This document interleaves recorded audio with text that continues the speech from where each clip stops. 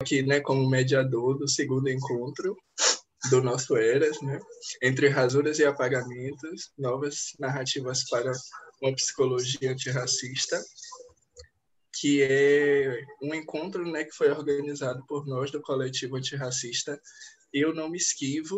E assim, antes de tudo, eu tenho uma série de avisos para passar aqui para vocês, né? Então, o primeiro é que o nosso evento ele está tendo o apoio da Pró-Reitoria de Extensão daqui da Universidade Federal da Bahia.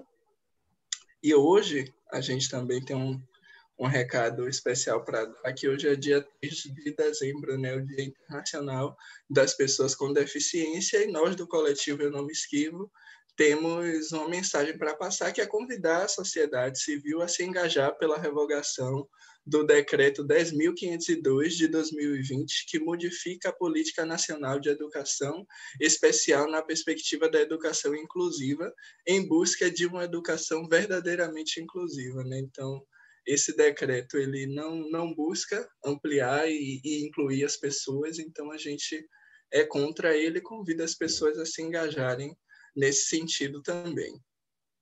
Bom, em relação à apresentação do coletivo, né, a gente recomenda que quem ainda não viu o nosso vídeo de apresentação, que veja, está aqui no canal do YouTube, também está na nossa página do Instagram, que eu vou falar um pouquinho mais dela em breve, que a gente se apresenta. Recomendo que quem ainda não teve acesso, que veja o nosso Instagram, é o @coletivo Eu Não Me Esquivo, e lá também é uma outra ferramenta, né, que a gente usa para se comunicar, né, com o público de modo geral, e que também a gente recomenda que quem ainda não conhece, conheça, porque lá a gente produz, né, além de divulgar as nossas atividades, a gente propõe diversas coisas, seja no campo de indicação artísticas, então tem indicação de literatura que trata de relações raciais, e também de filmes, por exemplo, e seja no campo acadêmico, né, de divulgação de trabalhos, teses, dissertações que tratam de relações raciais. Então aí fica mais uma dica, que é a página do nosso coletivo, @coletivo Eu Não Me Esquivo, e também o vídeo de nossa apresentação está lá na página. Bom, a gente também tem um abaixo-assinado, tá bom? Que a gente apresentou ela na abertura do nosso evento, que também vai estar aqui na descrição, tá bom? Desse vídeo do ao vivo, tanto o link do abaixo-assinado, o link do vídeo de apresentação, o link do nosso Instagram. Essas informações vão ser todas disponibilizadas aqui na descrição. E abaixo-assinado, ela trata de uma demanda nossa enquanto coletivo, que é bem urgente, que é a nossa reforma, né, e reestruturação curricular, porque uma das nossas demandas é justamente da reforma do nosso curricular, do nosso curso de psicologia, para que ele seja um curso que a gente tem a oportunidade, enquanto discente, de tratar das relações raciais. Então, a baixa-assinada ela é criada nesse sentido da gente ter um apoio, né, da sociedade em geral. Então, assim, qualquer pessoa, sendo da Universidade Federal da Bahia ou não, pode assinar a nossa baixa-assinado, né, para contribuir com a gente nesse sentido. E um último aviso é dizer que a lista de presença vai estar disponível também aqui na descrição do vídeo, né, após mais ou menos 1 hora, a partir de agora, que a gente está começando o evento, que é importante que vocês assinem para a gente fazer a certificação, né? E, bom, tem uma coisa também que é importante da gente, né, falar, enquanto coletivo, que é dizer nomes, né? Ana Beatriz, uma menina indígena do povo Sateré-Maué, do Amazonas, de 5 anos, foi estuprada e assassinada. Então, nós do coletivo Eu Não Me Esquivo também, né, nos juntamos aos movimentos que estão pedindo justiça por Ana Beatriz, e precisamos dizer que vidas indígenas importam. Então, dados esses recados para vocês, né, vamos chegar aí no nosso objetivo de hoje, que é a prosa sobre branquitude e relações raciais, né? Então, falar um pouquinho também brevemente sobre isso. E aí a gente circulou um texto de divulgação, né, que eu vou só reler ele para ambientar a gente a temática, né? Existe branco no Brasil? Branco também é raça, cor? Por que estudar e falar sobre o branco e a branquitude? Qual o papel das pessoas brancas na estrutura racista? Desde o início do século XXI, os estudos sobre a branquitude têm avançado cada vez mais no Brasil. No campo da psicologia, esses estudos têm ganhado forças nos últimos anos. Reconhecer as pessoas brancas como racializadas é um passo fundamental para a luta antirracista. É de suma importância que a suposta neutralidade e universalidade branca sejam questionadas, para que cada vez mais estejamos rompendo com os silêncios e pactos da branquitude. A estrutura racista no Brasil coloca pessoas negras, indígenas e demais povos e comunidades tradicionais em situação de inferioridade material e simbólica. Qual grupo tem usufruído da superioridade e privilégios advindos dessa estrutura racista? É de suma importância que a racialidade seja pautada no campo da psicologia, tanto como ciência quanto como profissão. Logo, a branquitude também precisa ser debatida em nosso campo. Então, é nesse sentido que a gente propõe essa mesa, e a nossa prosa sobre branquitude e relações raciais, conta com a presença da nossa convidada, que é Deane de Jesus, psicóloga pela UFBA, atualmente mestranda em psicologia pela Universidade Federal de Santa Catarina.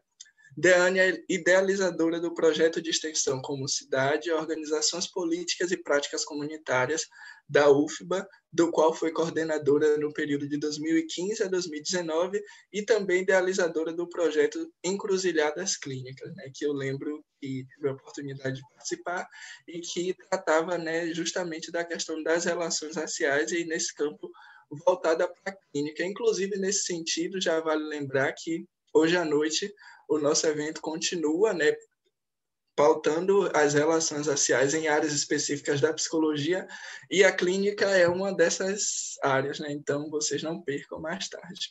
Bom, assim, fiz uma breve apresentação de Deane, mas gostaria de começar também pedindo que ela se apresente, né? Para além desses títulos, né, acadêmicos e profissionais que eu já falei, gostaria de saber, Deane, como foi o seu encontro pessoal, né, com a psicologia, o seu encontro pessoal com a UFBA, como foi esse trajeto para você, e aí a partir daí você fala sobre você um pouquinho mais, e aí já pode iniciar a sua fala também, e também, obviamente, agradecer o seu aceite pelo nosso convite e a participação no nosso evento.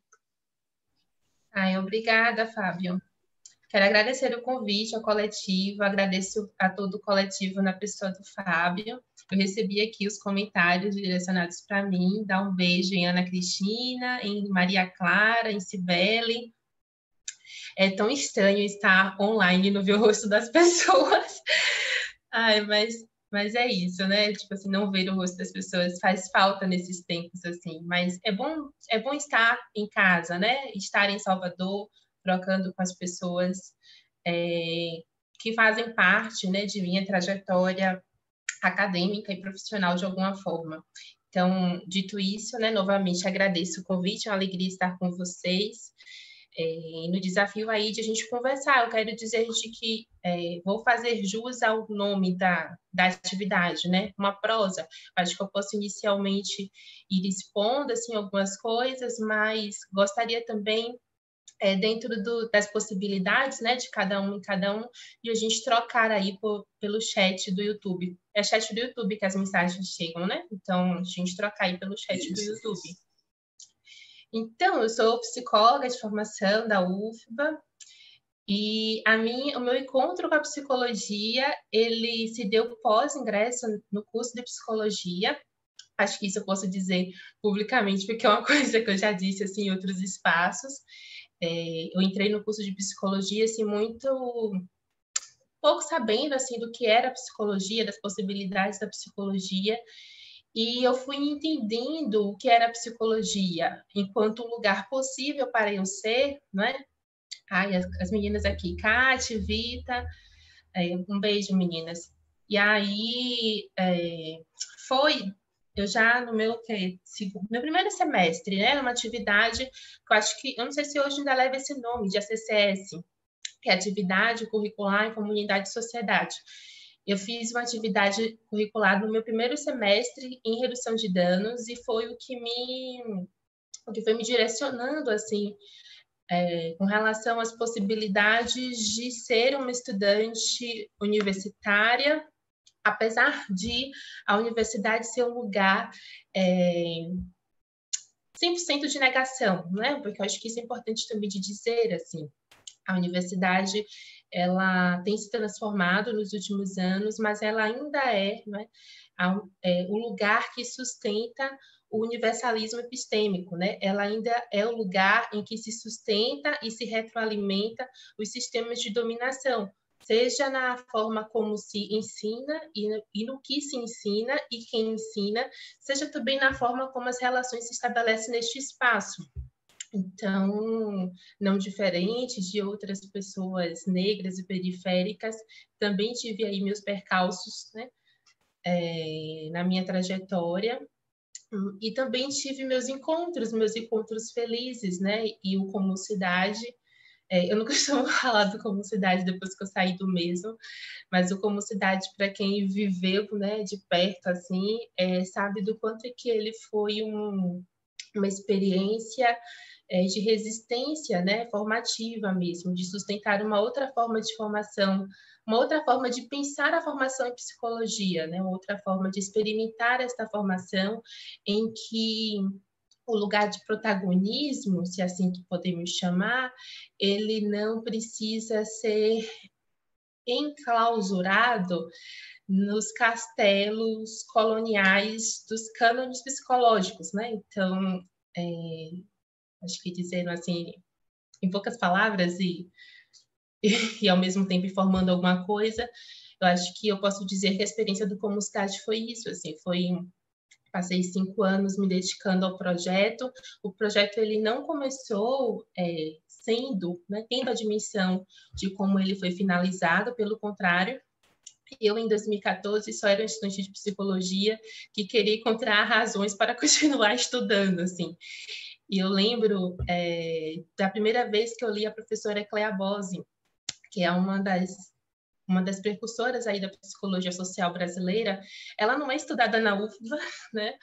Mas nesse movimento, né, de ler coisas que fizessem sentido, encontrei com um texto da professora Clea Bose e que me tocou profundamente, assim. E aí eu fui atrás do livro, o livro O Tempo Vivo da Memória, Ensaios de Psicologia Social, é o livro da psicologia que eu tenho uma relação de afeto muito grande, pois foi um livro o encontro com este livro me possibilitou, assim, me impulsionou a construir possibilidades para a minha própria formação, né? Foi quando eu entendi de que eu não poderia mais esperar que a universidade, em sua estrutura formalística, né, me oferecesse aquilo que eu nem sabia que eu precisava, né, que eu precisava ir atrás para saber o que é que eu realmente precisava para a minha formação.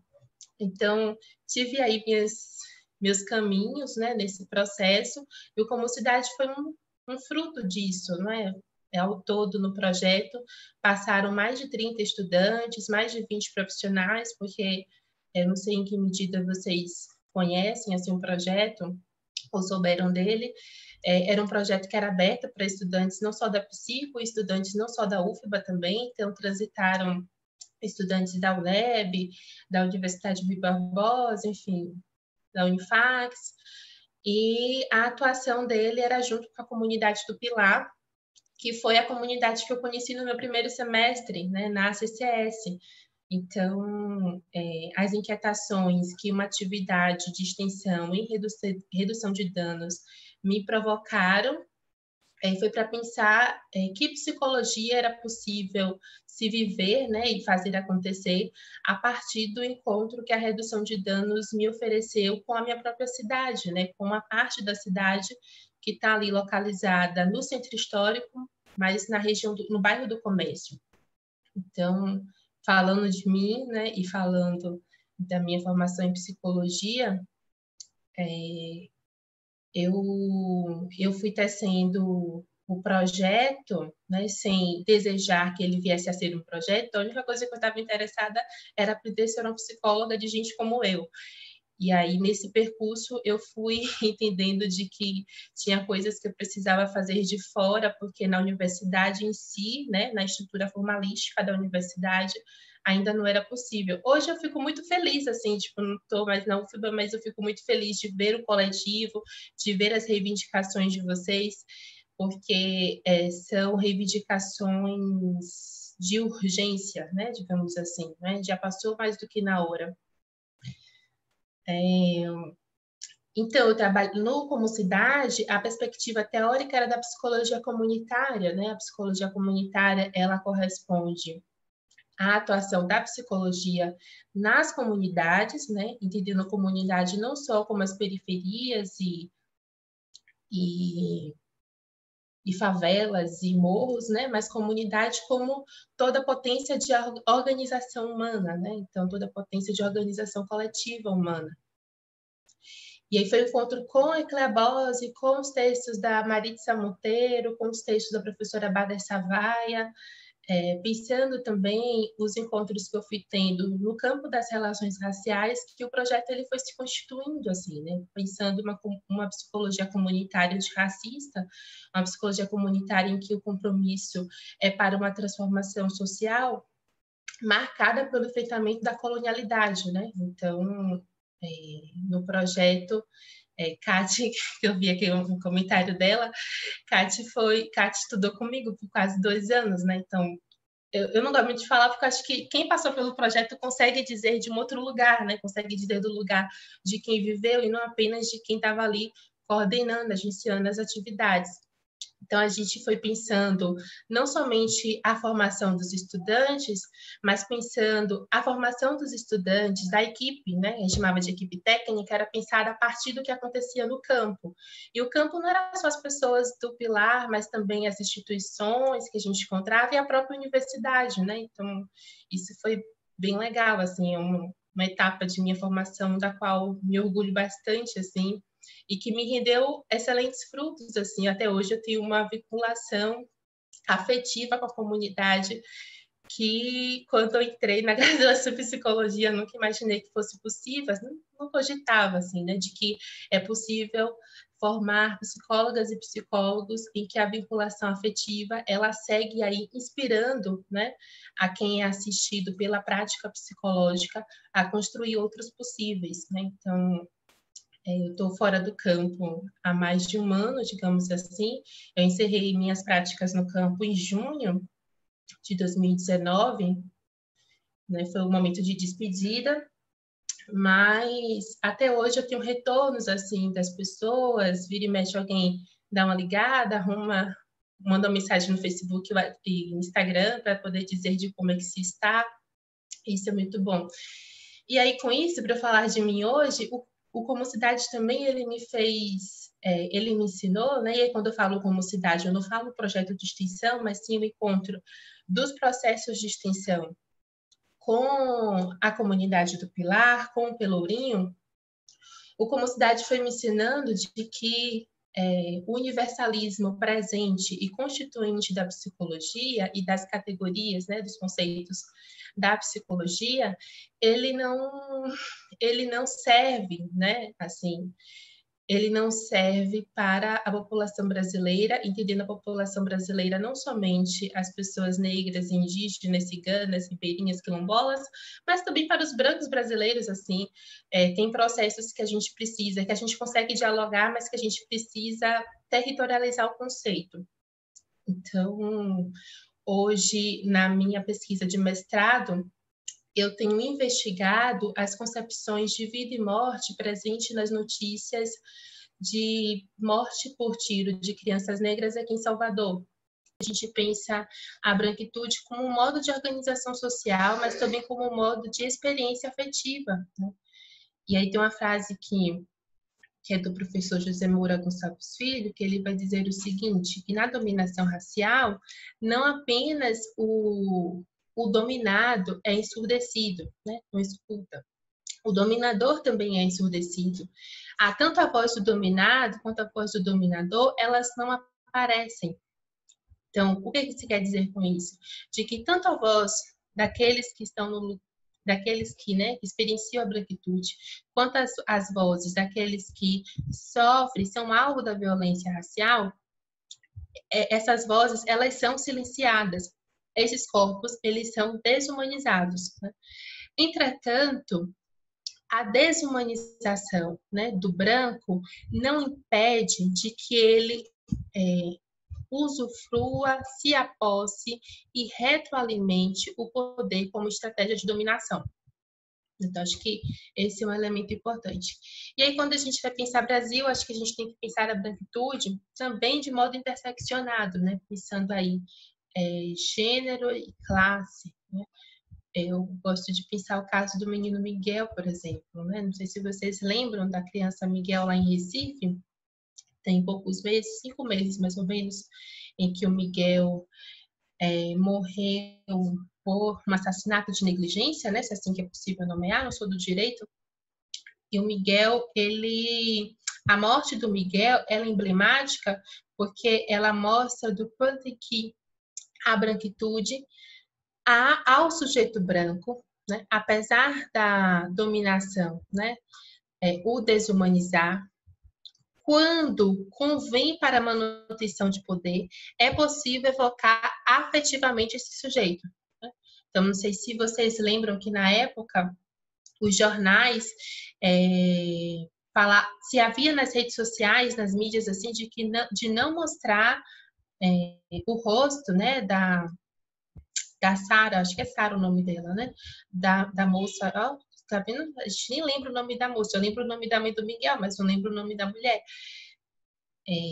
Se fez toda uma movimentação para se proteger este nome, e não era um nome qualquer também, né? Não era qualquer mulher branca, era uma mulher branca, primeira-dama de uma das cidades ali da Grande Recife, né? Então, era uma pessoa que ela também estava ali numa posição de classe que só é possível, né, no Brasil por ser branca, né? Dada aí o processo sócio-histórico das coisas. A gente falar de branquitude é também falar de pacto narcísico da branquitude, né? Eu estou meio que passando, já era para ter terminado, inclusive, mas falar de branquitude é também falar do pacto narcísico da branquitude como uma estratégia de manutenção do poder. Não sei que medida vocês conhecem este conceito, mas a professora Cida Bento formula este conceito para poder nomear essa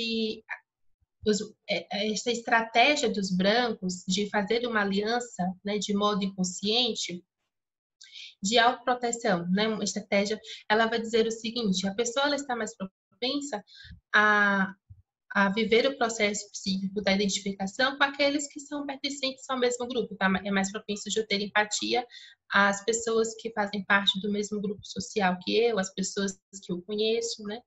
E colocar no lugar de outro aqueles que são da ordem do desconhecido. Então, os brancos, normalmente, independente de se conhecerem ou não, e de fazerem parte da mesma categoria, da mesma classe social ou não, ou de fazerem parte do mesmo gênero ou território, ou da categoria de deficiência, eles normalmente, em situações principalmente de tensionamento racial, eles tendem a fazer alianças autoprotetivas. Eles tendem a fazer alianças de não exposição. Então, não sei se vocês já viram algum momento de tensionamento racial em que se está, por exemplo, um exemplo recente público. A professora Lília, da Companhia das Letras, não sei se vocês conhecem, né? Se vocês chegaram a ver também, ela fez um artigo falando sobre o clipe da Beyoncé, e muitos brancos saíram em defesa da professora Lília, né? Não sei se vocês sabem disso, né? Muitos, nossa, na verdade, todos os espaços que eu vou assim, sobre relações raciais, as pessoas retomam este caso para poder entender ainda porque que Lília, né? Ela foi porque que Lília ela foi racista, porque que Lília é racista, porque que a branquitude de Lília não se sai, né? Porque aqui não se pode dar o benefício da dúvida para a branquitude de Lilia, já que ela é uma pessoa que estuda, já que ela é isso, já que ela é aquilo, né? Entre outras coisas.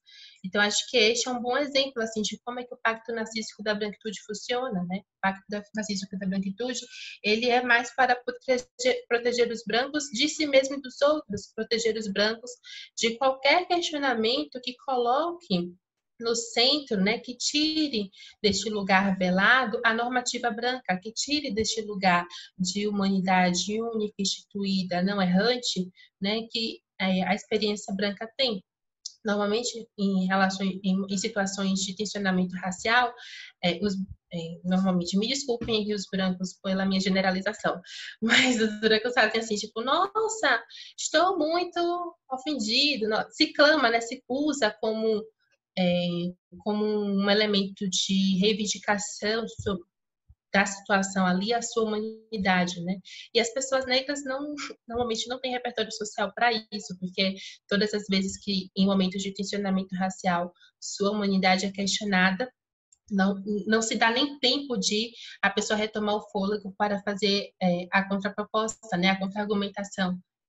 Se lança essa humanidade ao lugar de objetificação, ao lugar da violência.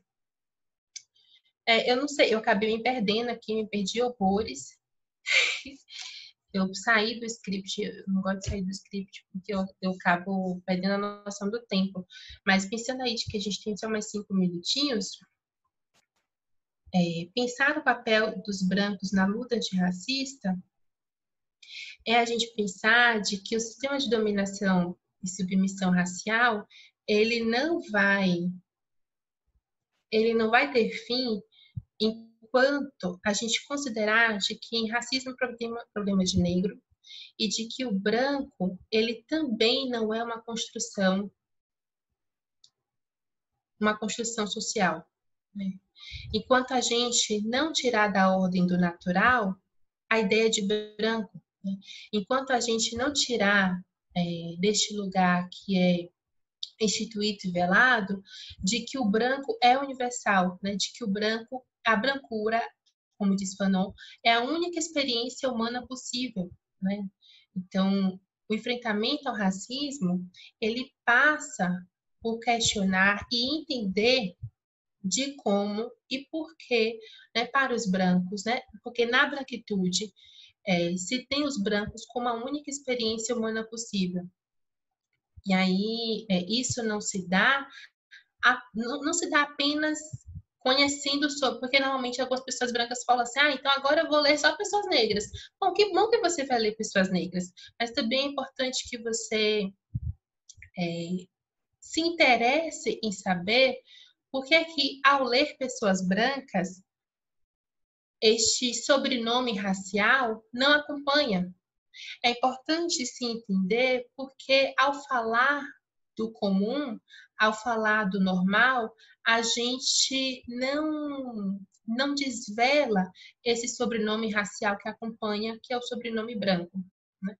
E aí, para poder finalizar, não sei se acho que vale a pena dizer mais 2 coisas. Então, para mim, o papel dos brancos na luta antirracista é entender o que é branco. Deane, como é que eu posso ajudar para você? Vai entender o que é você, irmão. Tipo assim, não quer entender? Vai entender o que é você. Vai entender como é que você funciona, vai entender por que é que a experiência afetiva dos brancos numa sociedade, né, que é multicultural como a brasileira, todas as vezes, por que a experiência branca ela é experiência hegemônica e por que essa experiência branca ela está organizada de modo a negar o outro, né? E aí o Clóvis Moura ele ajuda a gente a pensar um pouquinho sobre os processos de assimilação e negação. Por que a experiência branca é desta forma? Já que os povos indígenas, né, estão aí há não sei quantos anos nos ensinando de que é possível viver com a diferença sem hierarquizá-la e sem negá-la, né? Por que é tão insuportável para o branco por que é tão insuportável para o branco se deparar com a contradição? Né? Por que é preciso homogeneizar e unificar as coisas? Né? Por que esse modo de pensamento? Pensamento e experiência corporal, né? Porque, inclusive, isso né, é próprio da branquitude dividir, fazer terapia, mas fazer terapia com um bom psicólogo, né? Com um psicólogo que entende essas coisas, porque né? Tipo assim, só saber de psicologia não faz um bom psicólogo. Mas por que que para os brancos importa, não é, construir um mundo homogêneo e linear? Por que para os brancos é insuportável a ideia de integração corpo e mente? Acho que isso são perguntas importantes, né? E aí eu trouxe os livros, né? Quando eu tinha começado a falar, tinham me pedido os livros, então aqui o livro da professora Cléia, esse aqui, ó, O Tempo Vivo da Memória. O meu tá acabadinho, porque são 5 anos me acompanhando na vida. E aí eu acho que para poder compreender processos de colonização, Nego Bispo, dá para ver? Acho que dá, né? Nego Bispo, acho que é importante, assim, para poder a gente pensar de que pensar colonização não é somente pensar os processos sociais e subjetivos a partir do que os brancos dizem, né, a partir do que o colonizador diz. É preciso também pensar esses processos como processos multilaterais, processos, como diz o professor Muniz Sodré, pluriversais, né? E aí, para isso também, a Toni Morrison, não sei se vocês conhecem, mas tem esse livro dela aqui, falando sobre a origem dos outros, né? Eu falei, né, do livro da Eliane Cruz, da Água de Barrela, que eu acho que é fundamental, assim, para quem trabalha em Salvador, Bahia, Recôncavo. Um livro que é bacana também, que não é sobre branquitude, mas que possibilita a gente compreender a branquitude como uma experiência do colonizador, é este livro aqui do Albert Memmi, que é Retratos do Colonizado, apesar do título trazer apenas o lugar do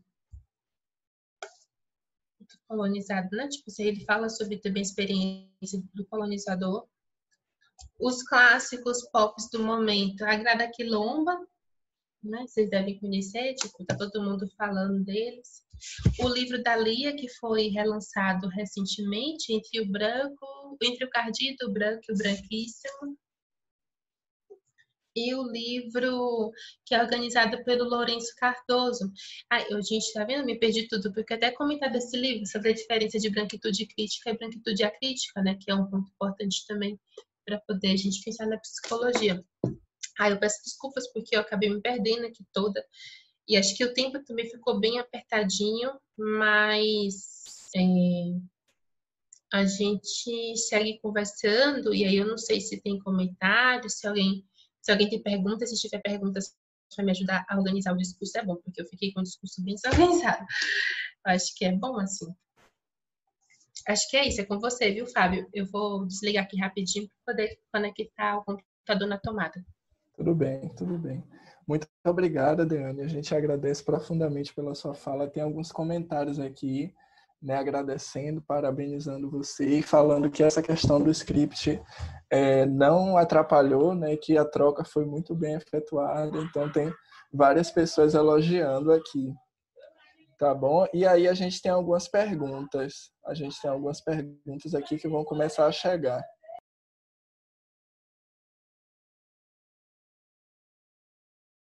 Pronto, tem umas perguntas aqui. Só um momentinho, tá, gente?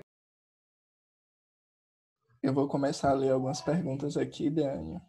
E antes disso, eu queria fazer assim, só uma breve colocação, que o que você fala, assim, de fato, é muito urgente e necessário das pessoas brancas começarem a se pensar enquanto brancas.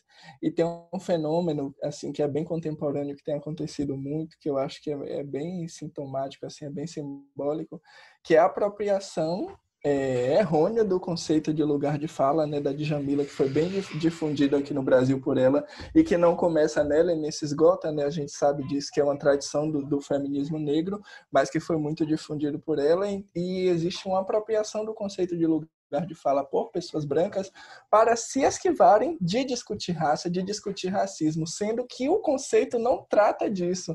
Então mostra que a pessoa que há uma apropriação assim, né, de algumas pessoas brancas do conceito de forma extremamente desonesta, porque não é sobre isso que ele diz, para se esquivar de debater raça, racismo e se pensar enquanto pessoa branca, enquanto uma pessoa que usufrui de privilégios da estrutura racista, né? Então é de fato importante esse movimento de que pessoas brancas se engajem sim no debate sobre a sua raça, sobre raça e racismo de modo geral, e a partir disso também comece a atuar, né?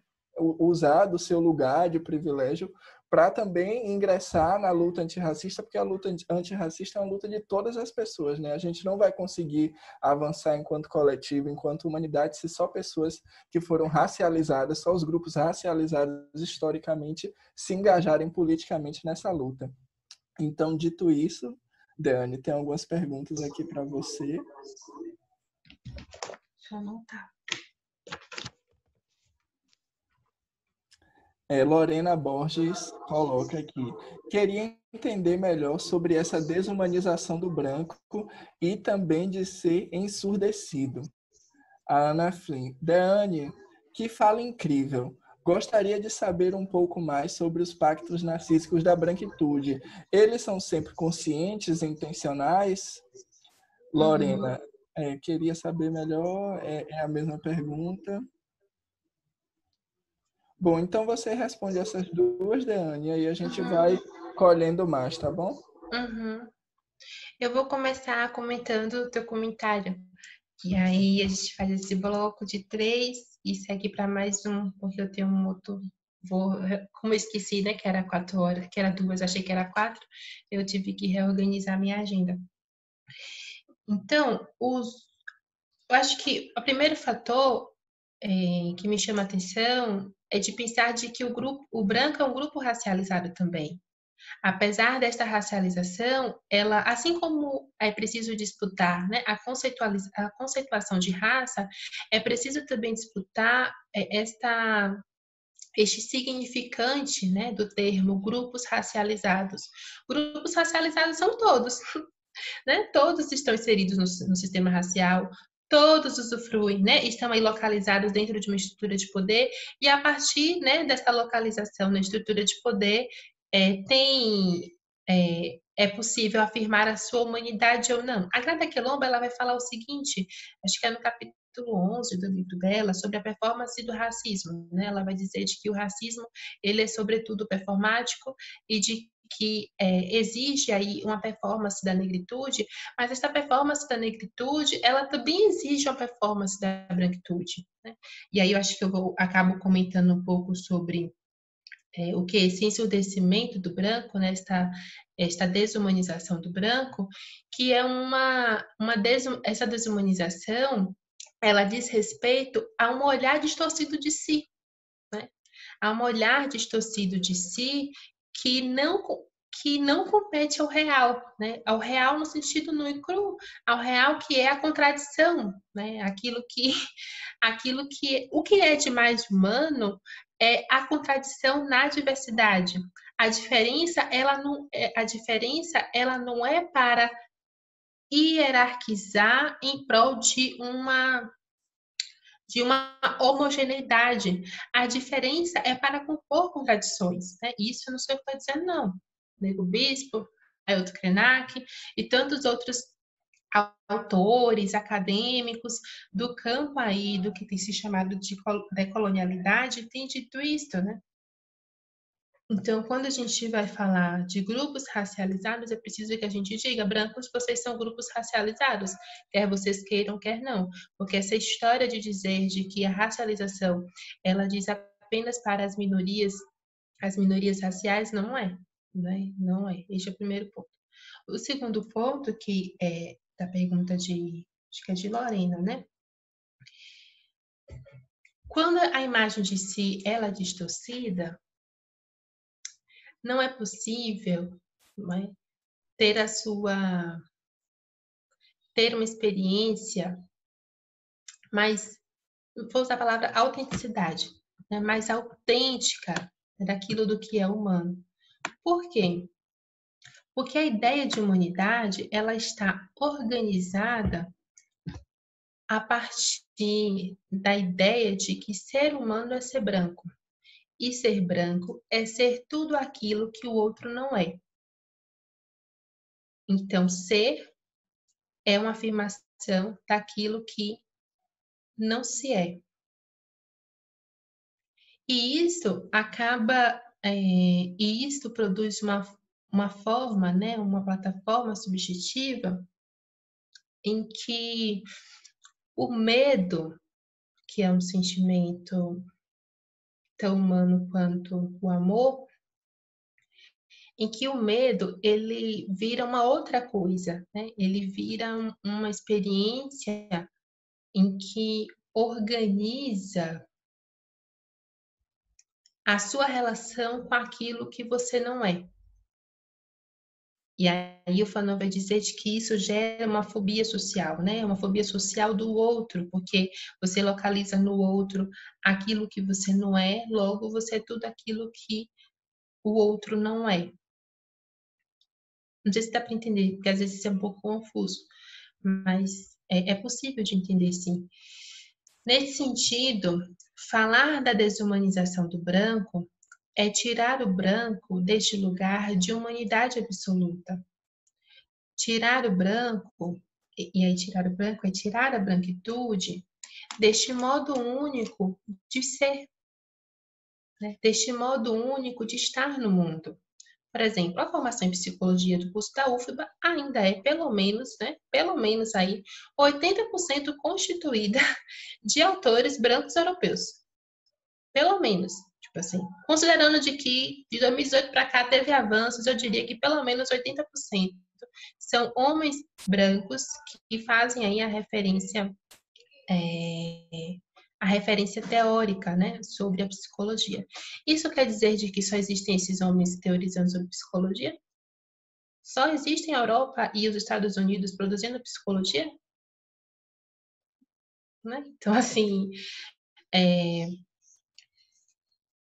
quando a gente forma psicólogos a partir da lógica da branquitude, a gente forma psicólogos, e aí aqueles que são brancos, a gente retroalimenta o sistema de distorção de si. Porque ser é ser aquele ideal de humanidade que só é porque não se é. E ao sujeito negro, né, que está aí neste processo de formação e vem a ser psicólogo, esse sujeito se forma, né, dentro aí da matriz teórica que é oferecida na formação, esse sujeito se forma a partir de uma afirmação de si que nega a si mesmo.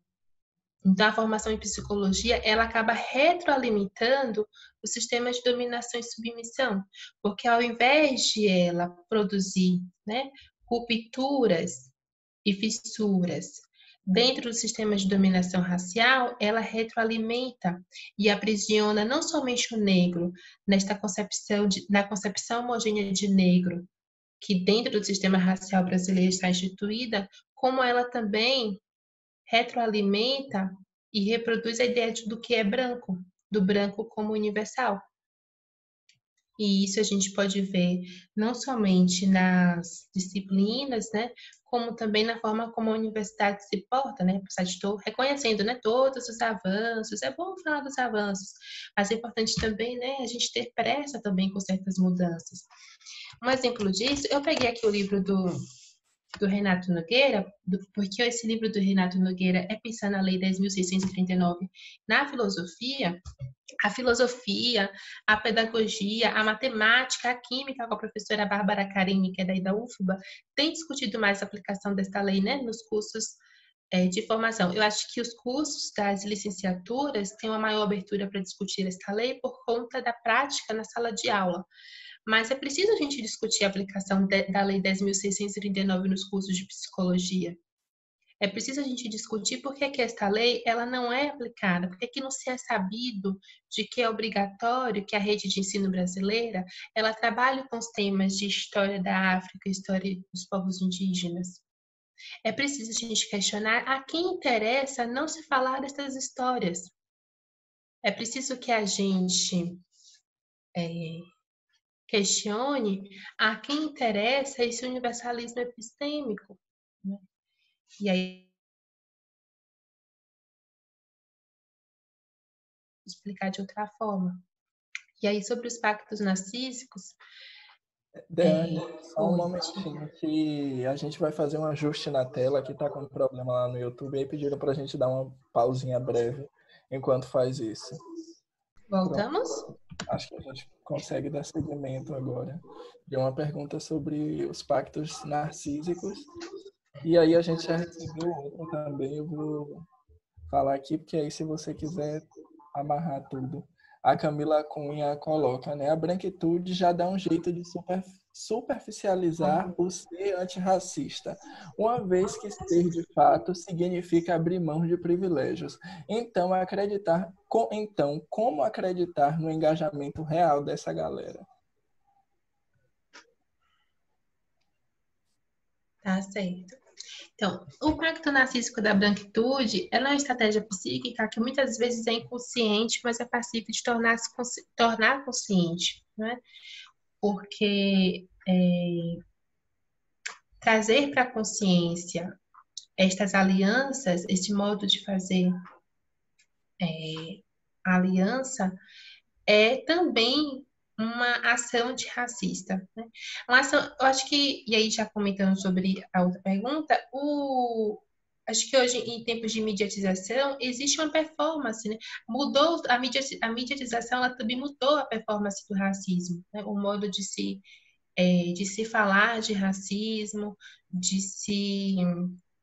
do modo de ser socialmente aceito, né? Tem aí um povo que gosta de falar sobre as estratégias de cancelamento virtual. Então é cool hoje, tipo assim, uau, sou antirracista, né? Tipo assim, quase uma titulação, né? Pra botar no Lattes, assim, na bio do Instagram. Tem isso, né? Mas pensando nos pactos narcísicos, é a gente pensar de que eles são um mecanismo, é uma estratégia psíquica que acontece no inconsciente. E essa estratégia psíquica, ela se dá a nível de autoproteção do grupo, né? Então, quando os sujeitos eles fazem alianças entre si em nome da proteção do grupo social de pertença.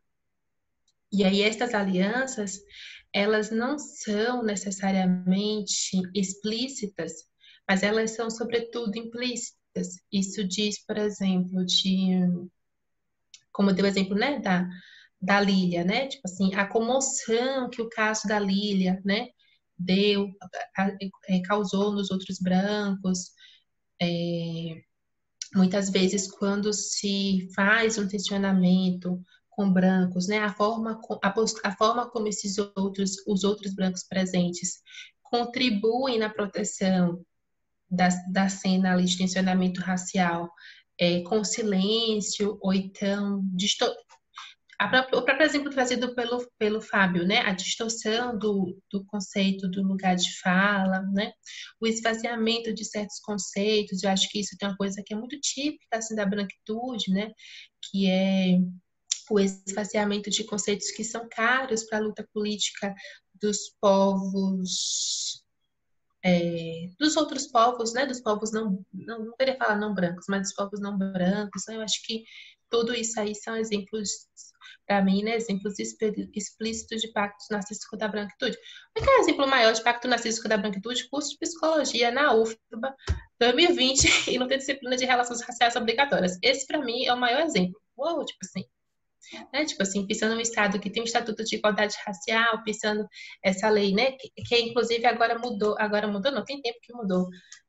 Vocês podem botar no Google, tem uma outra numeração, é 11 mil alguma coisa, né? Pensando que Salvador é a cidade mais negra fora do continente africano, pensando tudo isso, né? A gente ainda tem um curso de psicologia em que muitas vezes até discussão sobre pobreza, né? É uma discussão permeada de tensionamentos é, que vão aí se segurando nas alianças narcísicas entre os brancos, né? Entre os brancos que compõem aí essa instituição.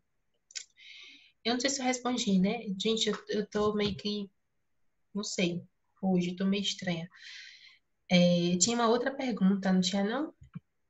Era uma coisa de engajamento.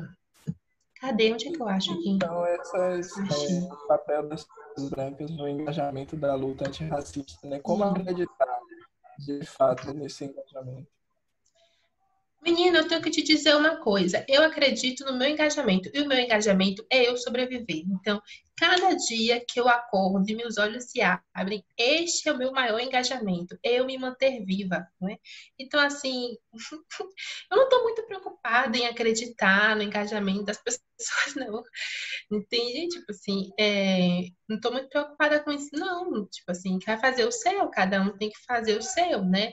E cada um fazer o seu só tem sentido quando a gente faz junto, né? Então, o que eu tenho que fazer, eu tô fazendo, né? O que os brancos têm que fazer é procurar se pensar, né?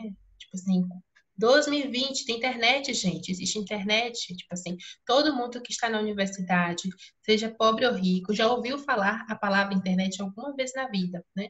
E em tempos de ensino remoto, independente, né, de como é que está a precarização do acesso à internet, tem como botar um OK Google, né? Então, assim, eu acho que uma vez, uma vez que ser de fato significa abrir mão de privilégios.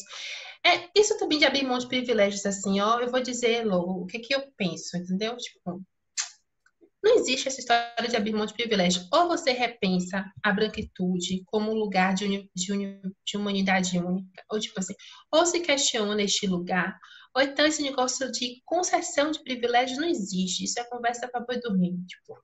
Não tem esse negócio de, ai, vamos aqui, negros, vem aqui juntos comigo estudar aqui, ou vamos aqui ler também o povo de vocês, o que vocês escrevem e sentem. Não existe isso, não, galera. Tipo assim, ou se questiona de fato por que é que o branco e o que é essa experiência de ser uma humanidade única, né? Ou se questiona por que é que o branco pensar tanto, tipo assim, nossa, tudo para fazer um tensionamentozinho racial, tipo, nossa, ai, que sofrimento, ai, que angústia. Por que é que essa experiência acontece? Por que que é um ai um sofrimento, ai uma angústia? Eu acho que precisa dizer disso, né? Acho que precisa os brancos discutir isso. Não sei se tem pessoas brancas assistindo, mas tá no YouTube, né? Nossa, eu tô aqui acabando com o meu currículo, mas tipo assim, é preciso a gente questionar a angústia que atravessa os brancos, o medo que atravessa os brancos, no momento em que eles se veem compelidos ou convocados a pensar a si mesmos. Porque é ótimo estudar relações sociais estudando no negro. Só que não, relações raciais. Tem que se falar de todos os envolvidos dessa relação. E o sujeito branco, ele não só é envolvido, como ele é o que cria, né, e dá função ao dispositivo que media esta relação, que é o racismo. Então, para mim é isso, assim. Ai, quer ser antirracista? Vai estudar você, brother. Tipo, pra mim, eu vou abrir mão de privilégio. Tu sabe quais são os privilégios que tu tem? Normalmente as pessoas se falam assim, tenho que abrir mão dos meus privilégios. Elas nem sabem o que significa os privilégios de ser branco. Normalmente é isso. É porque eu tive sempre acesso à escola.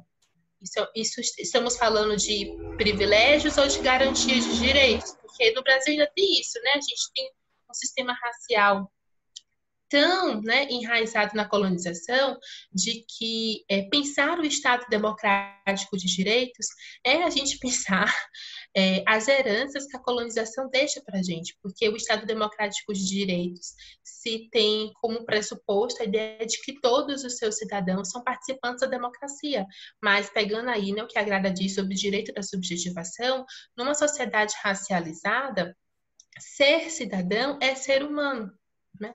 E se ser humano é ser branco, logo a democracia ela está restrita aos brancos. O problema da democracia é um problema de branco, né? Então assim, Bolsonaro, estamos à morte da democracia. Ela nunca nasceu para negros e indígenas neste país, né? Então, eu acho que é um pouco disso, assim. Tem aqui outras referências para indicar sobre essa legislação de imagem de si. Menina, é a Lorena, né? Lorena, dá uma lida na grada. A grada, eu acho importante, assim, quando ela fala sobre o mecanismo de negação, é bem bom, assim. A própria Cida Bento, assim, o trabalho, os tópicos, né, que ela fala de pacto narcísico. O Lourenço Cardoso, por exemplo, né, que ele vai falar de branquitude crítica e branquitude acrítica.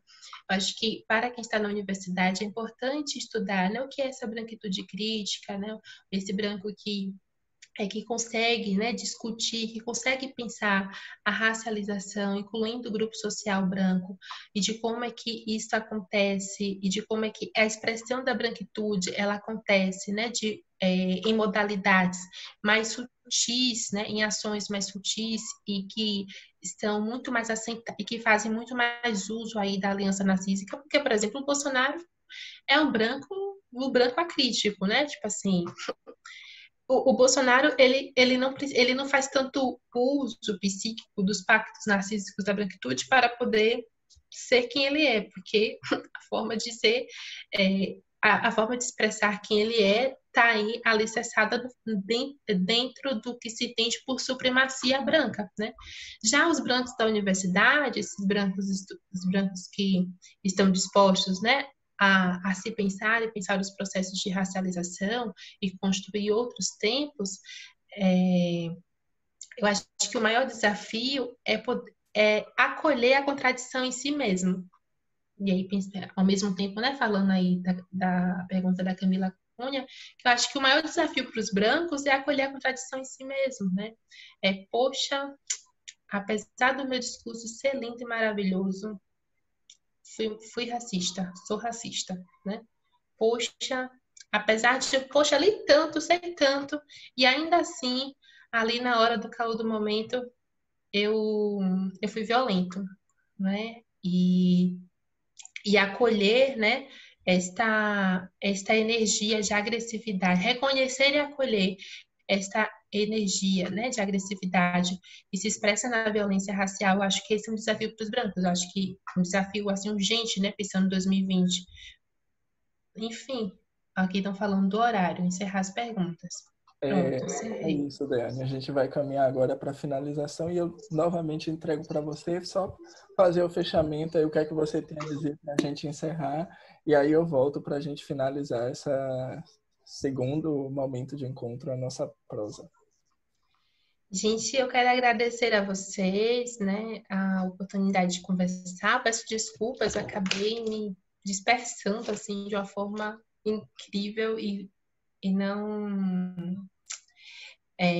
não sei, né, se eu contemplei aqui os objetivos da tarde, mas eu recomendo que vocês sigam discutindo e conversando. Acho que é um tema muito importante, um tema urgente assim para a psicologia, não só para a gente pensar os processos de formação, mas para a gente poder pensar, né, as implicações ético-políticas e teórico-metodológicas que a prática psicológica exige, seja na pesquisa, seja na clínica, seja na escola, seja no judiciário, né, seja no CRAS, no posto de saúde.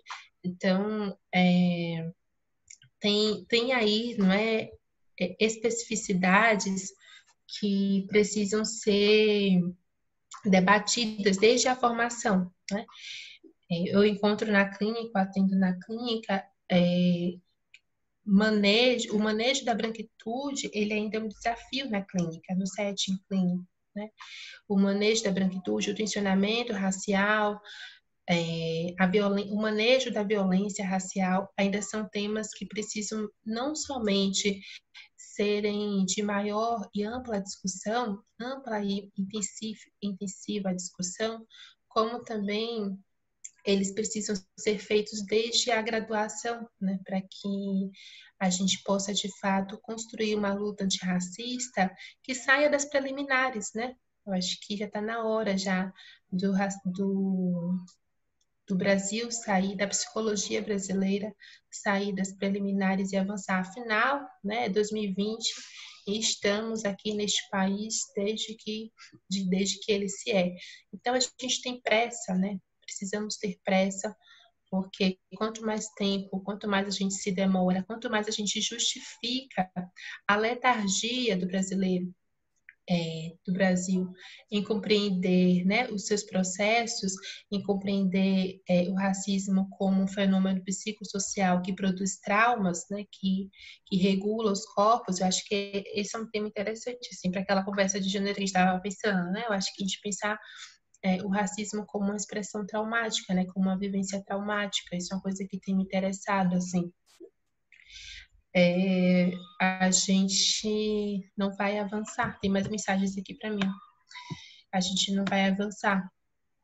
Então, agradeço a todo mundo que está aqui dando os parabéns. Eu que agradeço a vocês.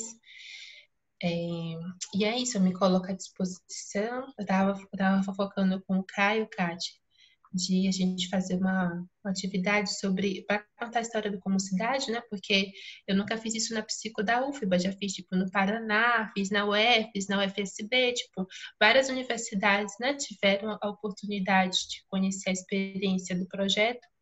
E na psicologia da UFBA nunca foi possível, né? Sempre foi assim na margem, né? Então, é uma experiência que foi vivida na margem e ela é contada na margem da psicologia da UFBA. Então, eu me coloco à disposição. E o ano que vem tem publicação do Como Cidade falando sobre a aplicação, né, da Lei 10.639 na formação em psicologia a partir da experiência de um projeto de extensão. Então é isso, né? Espero que a gente possa seguir trocando. Agradeço o Fábio pela mediação, pela acolhida, pela recepção. E é isso. Boa tarde a todo mundo. Então, gente, olha, Dani, eu preciso dizer, assim como o pessoal falou aqui nos comentários, que essa fuga do script que você coloca para a gente, de modo algum atrapalhou, né? A gente conseguiu render e aprendemos muito com você. E nessa esteira aí, agradeço em nome do coletivo a sua participação, né? Mais uma vez aqui no nosso evento, o primeiro Eras. E aí, novamente, tenho mais alguns recados para dar para vocês, né? Primeiro que hoje ainda a gente segue, né, com o terceiro momento do nosso evento, que é a mesa sobre técnicas e áreas da psicologia e o campo das relações raciais, que vai começar às 18 horas, tá bom? E aí vou reiterar alguns recados que dei no início. Quem chegou aqui hoje, né, a gente tem um vídeo de apresentação do nosso coletivo que está aqui no nosso canal no YouTube, também está lá no Instagram, o @coletivo Eu Não Me Esquivo, e que inclusive a gente tem outras publicações. A gente o Instagram é a nossa forma de se comunicar com o público, né? Também agradeço a todas as pessoas, todas que estiveram aqui presentes conosco, né? A gente teve uma tarde muito rica. E também a gente tem, né, a nossa abaixo-assinado sobre a reforma curricular, que está aqui também na descrição do vídeo, está lá no Instagram.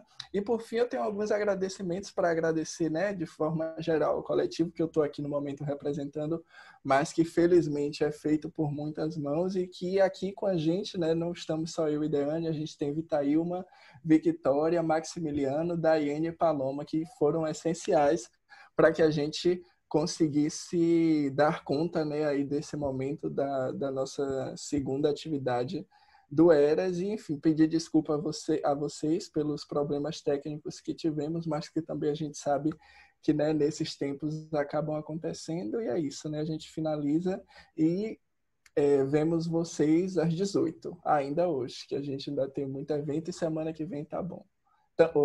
Perdão, semana que vem também, tá ok? Muito obrigado.